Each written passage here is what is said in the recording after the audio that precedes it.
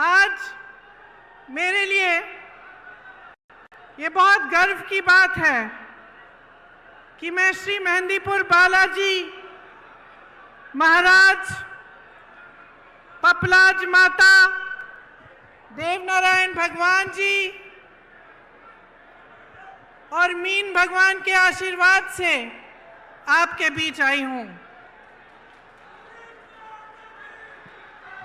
मुझे ये सुनकर बहुत खुशी हुई कि मेहंदीपुर बालाजी मंदिर यहाँ पास में है, तो यहाँ आते आते मैंने अशोक गहलोत जी से निवेदन किया कि अगर समय है तो हम लोग वहाँ जाएं। तो मैं बहुत खुशी से कहना चाहती हूँ कि पहली बार बहुत इच्छा रही थी मेरी बहुत सालों से कि मैं यहाँ आऊँ, और पहली बार मुझे मौका मिल रहा है। इस मीटिंग के बाद मैं वहाँ ज़रूर जाऊँगी।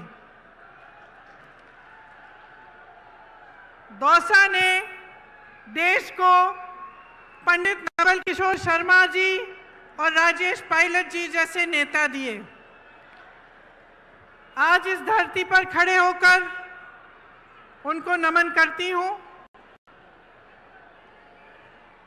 ठहरूं कि बोलूं? बोलती रहूं? रुक जाती।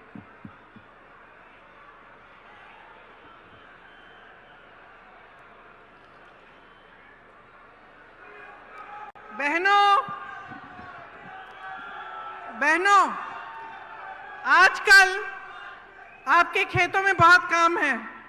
मैं जानती हूं कि आप दिन रात संघर्ष कर रही हैं, दिन रात मेहनत कर रही हैं, फिर भी आप यहां आई हैं, इसके लिए बहुत बहुत धन्यवाद।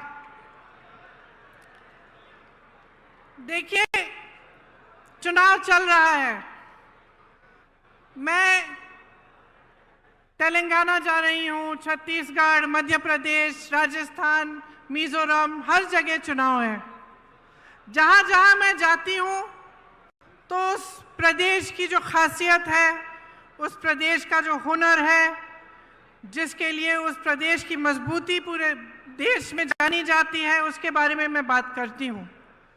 ये वीरों का प्रदेश है। यहाँ के महापुरुषों ने हमारे देश के लिए बड़े बड़े बलिदान दिए और इस देश की आज़ादी में बहुत भूमिका निभाई। इसी तरह से मध्य प्रदेश में गई तो रानी दुर्गावती जी हैं वहाँ। उन्होंने भी देश के लिए, आज़ादी के लिए संघर्ष किया। और हर प्रदेश में ऐसी कहानियाँ हैं। और सिर्फ महापुरुषों ने नहीं, इस देश के जन जन ने देश को मजबूत बनाने के लिए और देश की आज़ादी के लिए बलिदान दिया है। देश के किसान ने संघर्ष किया है, देश की महिलाओं ने संघर्ष किया है, तभी ये देश आकर यहाँ पहुँचा है जहाँ हम आज हैं। तो जब हम सरकार बनाने की बात करते हैं, चुनाव की बात करते हैं, तो हमें ये सोचना बड़ा ज़रूरी है कि हम सरकार से क्या उम्मीद रखते हैं। ये देश, ये प्रदेश जिसके लिए हम सब मेहनत करते हैं, जिसके लिए हम सब संघर्ष करते हैं, इसकी सरकार हमारे लिए क्या करेगी, ये सोचना बहुत ज़रूरी होता है। आपका जीवन का सफ़र मुश्किल है। मेरी बहनें खेतों में काम करती हैं, घर गृहस्थी को संभालती हैं, बच्चों के परवरिश को देखती हैं। मेरे भाई खेती करते हैं, जो किसान भाई हैं, आपके बच्चे बड़े होकर जवान बनते हैं, सरहद पर देश की सुरक्षा करते हैं। आप इस देश की रीढ़ हैं, इस देश को आपने बनाया है। तो इस जीवन के सफ़र में जो संघर्ष से भरा हुआ है, मुश्किलों से भरा हुआ है, इस सफ़र में आप सरकार से क्या उम्मीद रखते हैं? आप सरकार से ये उम्मीद रखते हैं कि आपकी जीवन की जो मुश्किलें हैं उसे कम करने का प्रयास करे। आप सरकार से ये उम्मीद रखते हैं कि आपके जीवन संघर्ष में आपका साथ दे। जब आपदा आए तो आपको राहत मिले। जो खेती का काम आप कर रहे हैं उसमें आपको सुविधा मिले। जो मेरी बहनें बच्चों के परवरिश कर रही हैं, उनको मदद मिले, ताकि आपका भविष्य और आपके बच्चों का भविष्य, जिसके लिए आप दिन रात मेहनत करते हैं, वो उज्जवल हो सकता है। यही उम्मीद रखते हैं ना आप? ये उम्मीद रखते हैं आप सरकार से? तो इस उम्मीद को पूरा करने के लिए, सरकार चलाने के लिए, देश को चलाने के लिए एक सोच और एक समझ की जरूरत होती है। असली नेता जो होता है वो वर्तमान और भविष्य की ओर देखता है, अतीत की ओर देखता नहीं है। अतीत का आदर करता है, लेकिन बार बार अतीत की बात नहीं दोहराता। वो आगे देखता है कि हम आज जनता को किस तरह मजबूत कर सकते हैं, ताकि आगे बढ़कर उनका भविष्य और भी मजबूत बने। तो इस सोच के लिए, समझ के लिए एक तरह का नेता होना चाहिए। जैसे आपने देखा, आपके प्रदेश में कांग्रेस की सरकार है। अब जो सरकार है उसने पूरी तरह से आपका जो ये जीवन सफर है, इसमें आपकी मदद करने का प्रयास किया है। और अगर आप पिछले 5 सालों का आप सफर देखें, तो आप ये जरूर कह पाएंगे कि राजस्थान की जो कांग्रेस सरकार रही है, उसने आपके जीवन सफर को मजबूती दी है और उसको आसान करने की कोशिश की है। जो नेता सचमुच चाहते हैं कि प्रदेश आगे बढ़े, देश आगे बढ़े, वो सिर्फ अपना मान सम्मान और अपने घमंड को नहीं देखते, वो जनता को देखते हैं कि जनता के लिए क्या अच्छा है। बड़ी बड़ी इमारतें बनाना, 20,000 करोड़ का नया संसद बनाना, 27,000 करोड़ के कॉन्फ्रेंस हॉल बनाने, 16,000 करोड़ के हवाई जहाज खरीदने अपने लिए, ये एक तरह के नेता करते हैं। भाजपा के आज नेता जो हैं, वो सबसे पहले अपने अहंकार को, अपने मान सम्मान को बढ़ाने के लिए अपने लिए काम कर रहे हैं और अपने उद्योगपति मित्रों के लिए काम कर रहे हैं। आप सोचिए, जब देश के प्रधानमंत्री 8-8 हजार करोड़ के हवाई जहाज खरीद रहे हैं, और वही प्रधानमंत्री कहते हैं कि किसानों का कर्ज माफ करने के लिए पैसे नहीं है, 27,000 करोड़ की इमारतें बनी जा रही हैं, वही कहते हैं कि ओपीएस पेंशन के पैसे नहीं हैं। अपने बड़े बड़े उद्योगपति मित्रों को देश की सारी संपत्ति दे चुके हैं। तो आप सोचिए, आपने भरोसा करके दिया, सत्ता दी, आपने खड़ा किया, आपकी उम्मीद थी कि आपके जीवन सफर में वो आपकी मदद करेंगे, आपकी उम्मीद थी कि जो देश की संपत्ति है उसकी हिफाजत करेंगे। लेकिन क्या हुआ? देश की सारी संपत्ति अपने बड़े बड़े उद्योगपति मित्रों को दे दी। जो 6,000 करोड़ की कंपनियां थी, लाखों की कंपनियां थी, उनको कम दाम में बेच दिया। जहां से आपको रोजगार मिल सकता था, वो अपने बड़े बड़े उद्योगपति मित्रों को बेचकर प्राइवेट कर दिया। जहां आरक्षण मिलता था, वो भी नहीं मिलेगा। तो आपने उम्मीद की, लेकिन आपकी उम्मीद को तोड़ा गया। आज ये नौबत आ गई है कि प्रदेश की सरकार महंगाई के राहत कैंप लगा रही है, क्योंकि देश की जो सरकार है, केंद्र की जो सरकार है, उसने इतनी महंगाई बढ़ा दी है कि आप गुजारा नहीं कर पा रहे हैं। तो ये जो नजरिया है इन नेताओं का, जो भाजपा का नजरिया है, उसको आपको समझना पड़ेगा। क्योंकि जब जब चुनाव आता है तो धर्म और जाति की बात करते हैं। धर्म और जाति की ऐसी बात होती है जो आपके दिल में, आपके जज्बातों से जुड़ी होती है। धर्म की सुरक्षा, धर्म को आगे बढ़ाने की बात, इसे कोई हिंदुस्तानी नहीं नकार सकता। ये ऐसी चीज है जिससे हम सबके जज्बात जुड़े हुए हैं। लेकिन आपको ध्यान से समझना पड़ेगा कि ये चुनाव के समय क्यों उठ रही हैं ये बातें, चुनाव के समय ये बातें क्यों करते हैं, और चुनाव के समय आपके विकास की बातें क्यों नहीं की जा रही हैं। चुनाव के समय आपको ये क्यों नहीं बताया जा रहा है कि ये जो ओपीएस पेंशन के पैसे हैं ये आपको क्यों नहीं दे सकते। जब तमाम कांग्रेस की सरकारें प्रदेश के बाद प्रदेश में ओपीएस दे रही हैं तो इनको कौन सी दिक्कत हो रही है, ये सवाल आपको पूछने पड़ेंगे। और आपको अच्छी तरह से समझना पड़ेगा कि ये जो दो तरह की राजनीति हैं जो आज देश में चल रही हैं, इनमें से आपको कौन सी चुननी है। आपको एक ऐसी राजनीति चुननी है जो सिर्फ आपके जज्बातों की बात करती है चुनाव के समय, लेकिन आपके काम की बात नहीं कर रही है, या आपको एक ऐसी राजनीति चुननी है जो सुबह से शाम तक आपकी काम की बात करे, जो आपके जीवन की मुश्किलों को दूर करने की बात करे। देखिए, अगर जनता का कल्याण होना है तो ऐसी राजनीति से होगा जो सेवा भाव, करुणा भाव और जनता को सर्वोपरि रखने की राजनीति हो। लालच, महत्वाकांक्षा, अहंकार की राजनीति आपको आगे नहीं बढ़ाएगी। इसीलिए जब हमारे प्रधानमंत्री जी यहाँ आकर दुनिया भर की बातें करते हैं, बहुत नकारात्मक बातें भी करते हैं, तो हमें सोचना चाहिए कि ये हमारे लिए सकारात्मक बात क्यों नहीं कर रहे हैं। आपने तो देखा ही होगा, मैंने टीवी पे देखा, पता नहीं सच है कि नहीं, देवनारायण जी के मंदिर में शायद गए थे कुछ समय पहले और एक लिफाफा डाला है।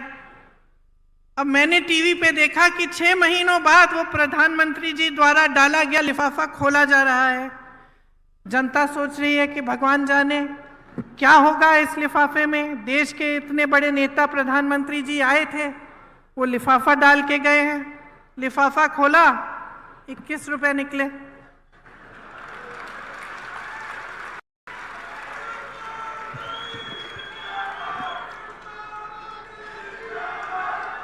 अब आप मुझे बताइए कि एक तरह से यही हो रहा है देश में।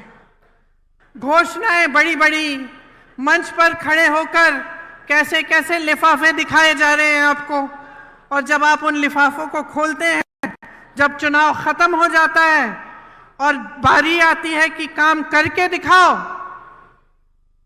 तो कुछ नहीं होता। तो इस राजनीति से सावधान हो जाइए। ये ईआरसीपी का जो जुमला है जो आपको दिया गया, यही चीज थी। ये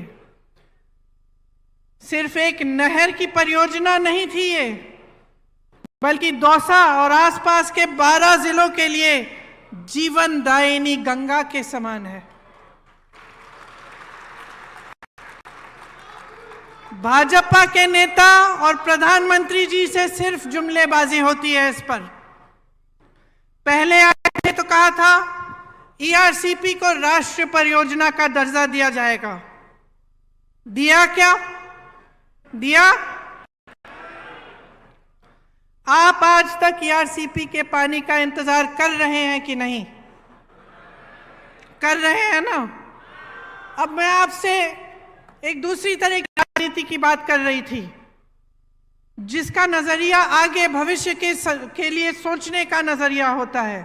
तो आप सोचिए, पंडित जवाहरलाल नेहरू जी ने ऐसी जाल बिछाई थी पूरे देश में परियोजनाओं की। भाखरा नंगल डैम, रिहंद बांध, हीराकुंड, ब्यास, चंबल, गंडक, कोसी, रामगंगा पर देश के 60 से अधिक बड़े बांध की परियोजनाएं बनाई। इंदिरा गांधी नहर सबसे बड़ी नहर जो है, और सैकड़ों छोटी छोटी सिंचाई और जलापूर्ति की परियोजनाएं बनाई गईं। उनके बाद इंदिरा जी आई, उन्होंने ये काम आगे बढ़ाया। शास्त्री जी आए, ये काम आगे बढ़ाया। तो जब राजनीति की सोच होती है कि आप भविष्य के लिए काम किया जाएगा, देश के लिए किया जाएगा, तो ऐसे काम होते हैं। खोखली घोषणाएं नहीं होती हैं जिनको पूरा करने का कोई इरादा ही नहीं होता। तो सतर्क किसको रहना पड़ेगा बहनों, बताओ? आपको सतर्क रहना पड़ेगा। आप इतनी मेहनत करती हैं अपने बच्चों को बड़ा करने के लिए, तो इसलिए तो नहीं करती ना कि जितनी भी देश की संपत्ति है जो आपके बच्चों और उनके भविष्य को मजबूत बनाने में जानी चाहिए, वो ये लोग गवा रहे हैं। अब आप बेरोजगारी को देखिए, 45 साल में सबसे अधिक बेरोजगारी आज है। और बेरोजगारी है फिर भी किस तरह की स्कीम ला रही है ये सरकार। आप पुलिस में हैं, मेरी बातों को सुन रहे हैं, आपकी तरह तमाम नौजवान परिश्रम करते हैं कि वो सेना में भर्ती होंगे। मैंने खुद अपनी आंखों से देखा है। उत्तर प्रदेश में एक बार मैं सुबह 4 बजे गिरफ्तार हो गई थी। उससे पहले जब पुलिस हमको ढूंढ रही थी, हम एक गांव के पास रुके, शायद 3:30 बजे होंगे सुबह के, और मैंने देखा बहुत सारे लड़के 3:30 बजे सुबह सड़क पर आ गए हैं। तो मैंने अपने साथियों से पूछा कि भाई इतनी सुबह सुबह क्या कर रहे हैं ये बच्चे यहाँ? सब दौड़ लगा रहे थे, सब मेहनत कर रहे थे कि जब सेना में भर्ती का समय आएगा तो हम भर्ती हो जाएंगे, हम अपने परिवारों के लिए कमाएंगे, हम अपना भविष्य मजबूत बनाएंगे। ये इसलिए तो नहीं मेहनत कर रहे कि 4 साल बाद वापस भेजा जाएगा इनको घर। देश के लिए बलिदान देने के लिए तैयार, सरहद पे खड़े होकर होने के लिए तैयार, वहां की बर्फीली चोटियों पर हमारी रक्षा करने के लिए तैयार। और आपने अग्निवीर जैसे स्कीम निकाल ली जिसके जरिए 4 साल बाद ये बच्चे जिन्होंने इतनी मेहनत की, जो इतनी इच्छा से देश के लिए तैनात होने के लिए तैयार हैं, उनका भविष्य ही आप खत्म कर लिया। इस तरह की स्कीम लाएगी क्या सरकार?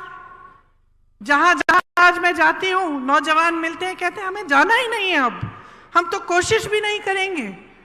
इस साल शायद सबसे कम एप्लीकेशन गए होंगे, क्योंकि कोई मेहनत नहीं करना चाहता इतना कि 4 सालों में आपको घर जाके वापस गांव आना पड़ेगा। जब हम नौकरी के लिए इच्छा करते हैं, कोशिश करते हैं, तो सबसे बड़ी चीज क्या होती है कि हमें सुरक्षा मिलेगी, हम कमाएंगे, अपने माँ बाप की देखभाल करेंगे, अपने परिवारों को मजबूत बनाएंगे और जीवन भर हमें कुछ मिलता रहेगा। तो इसी तरह से पेंशन की बात है, जब सरकारी नौकरी के लिए जाते हैं लोग तो एक बड़ी चीज होती है कि पेंशन मिलेगा, कि नौकरी 20 साल की नौकरी करने के बाद जब रिटायर होंगे तो कोई तो होगा हमें पूछने वाला, सरकार से हमें कुछ मिलता रहेगा। वो भी खत्म हो गया। तो आप बताइए, भयानक बेरोजगारी है। जहां जहां से रोजगार बन सकता था उसको तो आपने गवा दिया। बड़े बड़े PSU थे, BHEL जैसे, सब अपने उद्योगपति मित्रों को दे दिए। जो किसान थे, हैं, खेती करते हैं, एक जमाने में खेती से रोजगार बनते थे, गांव में रोजगार बनते थे मनरेगा के द्वारा। मनरेगा को भी इन लोगों ने कम कर दिया।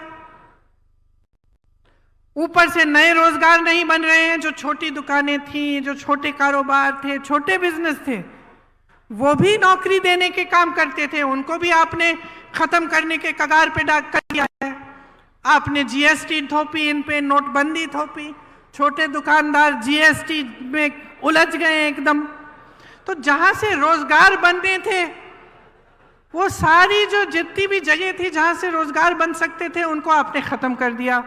महंगाई आपने ऐसे बढ़ा दी कि मेरी बहनें दुकान जाती हैं कुछ खरीदने के लिए, खाली हाथ वापस आती होंगी, क्योंकि कुछ मिलता नहीं है, कुछ खरीद नहीं पाती हैं। इतना संघर्ष कर रही हैं, बच्चों की फीस भरनी होती है, छत में से पानी टपक रहा है उसकी मरम्मत करनी है, या फिर कोई बीमार पड़ता है उसका इलाज करना है।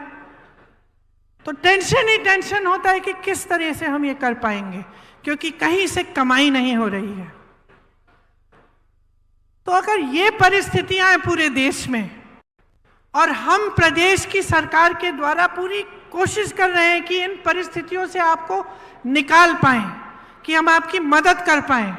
और अशोक गहलोत जी की सरकार है जिसमें तमाम ऐसी स्कीमें आई हैं जिससे आपकी सहायता होती है और आपको इन संघर्षों का सामना करने की मजबूती मिलती है। जैसे यहाँ पे जो बिजली आपको मिलती है वो दूसरे प्रदेशों में ऐसे नहीं है। आपने सुना होगा कि प्रधानमंत्री के बड़े उद्योगपति मित्र हैं, अभी हाल ही में ये बात बाहर आई कि इंडोनेशिया से कोयला खरीद के यहाँ लाते हैं और लाते लाते उसका दाम दुगना बढ़ा देते हैं।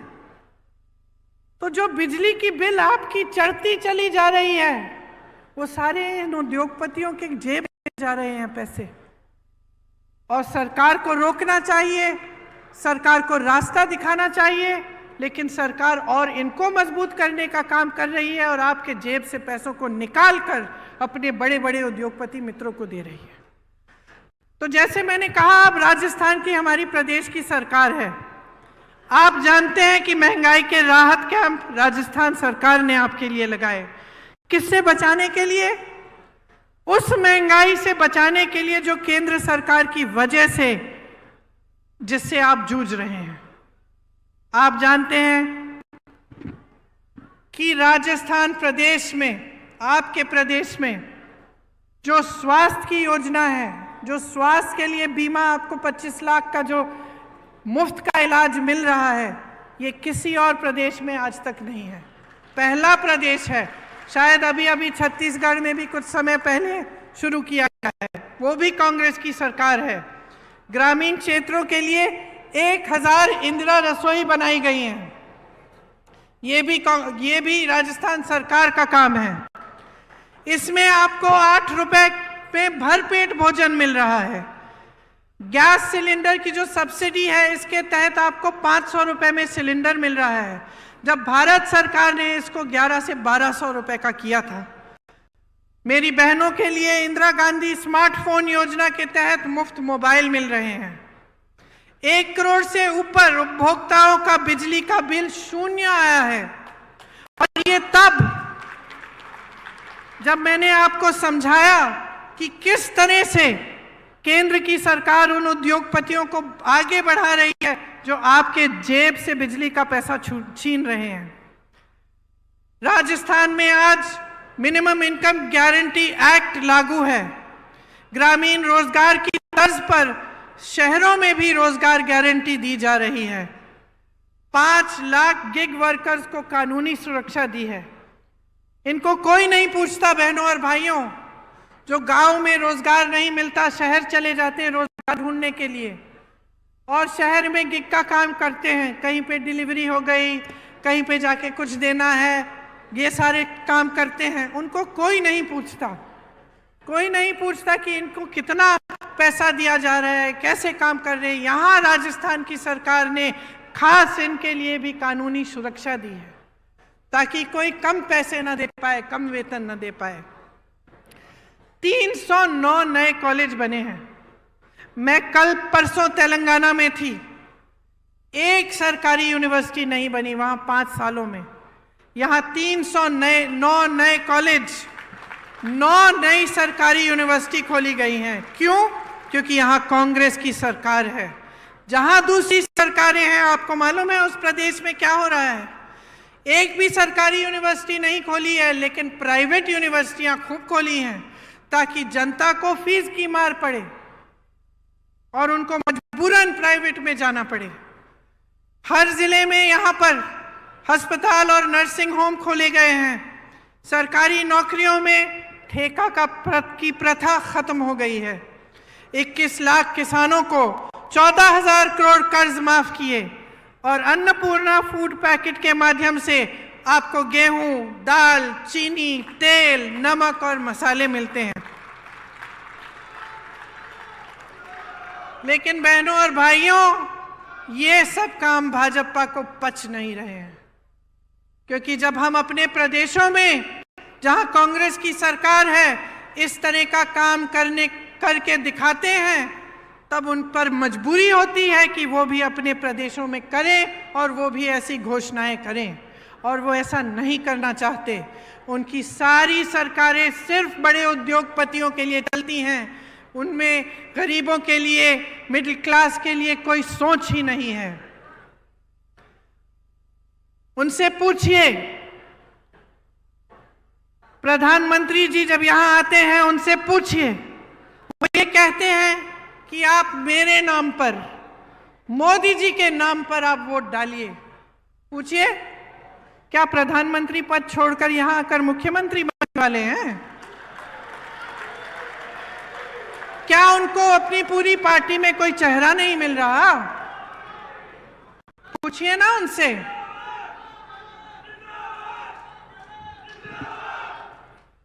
राजस्थान में कितनी योजनाएं दी इन्होंने जब इनकी सरकार थी। ईआरसीपी का जो वादा किया वो क्यों पूरा नहीं किया है अभी तक? बहनों और भाइयों, मसला साफ है। मोदी जी का ध्यान, भाजपा का ध्यान आपकी भलाई पे नहीं है। किस तरह से सत्ता में रहना है, किस तरह से अपने आप को मजबूत करना है, यही है उनका एकमात्र लक्ष्य, और इसी पर उनका ध्यान है। इनकी नीति बन गई है, आप पिछले 10 सालों में देखिए, नीति बन गई है गरीबों से खींचना और बड़े बड़े उद्योगपतियों को सींचना।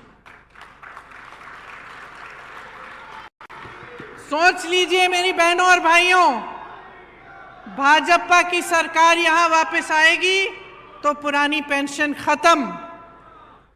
भाजपा की सरकार वापस आएगी तो सोचिए गैस सिलेंडर का क्या होगा। सोचिए कि आपको जितनी भी राहत मिल रही है उसका क्या होगा। सोचिए क्या आपका मुफ्त में 25 लाख का इलाज हो पाएगा कि नहीं, क्योंकि आपने अनुभव किया है। मैं नहीं कहती हूं कि मेरे कहने पर वोट दीजिए, अपने अनुभव पर दीजिए। आप खुद देखिए कि इस सरकार ने आपके लिए क्या किया। भाजपा आपके बारे में नहीं सोच रही है, वहां स्वार्थ हावी है। सब नेता खुद को मुख्यमंत्री घोषित कर रहे हैं।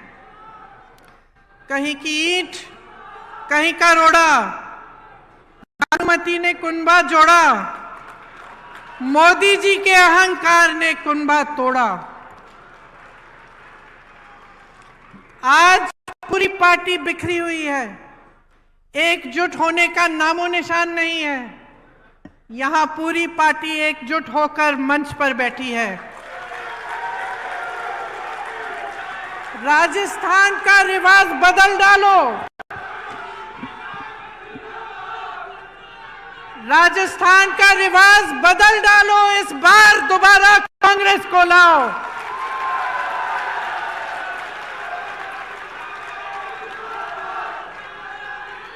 इस बार आंखें खोलकर अपना वोट दो कि आपके लिए कितना काम किया है, आपके लिए कितना संघर्ष किया है, आपके लिए कितनी योजनाएं लाए हैं, और आपके जीवन में तरक्की लाने के लिए जो सरकार दिन रात काम करेगी उस सरकार को अपना वोट दो।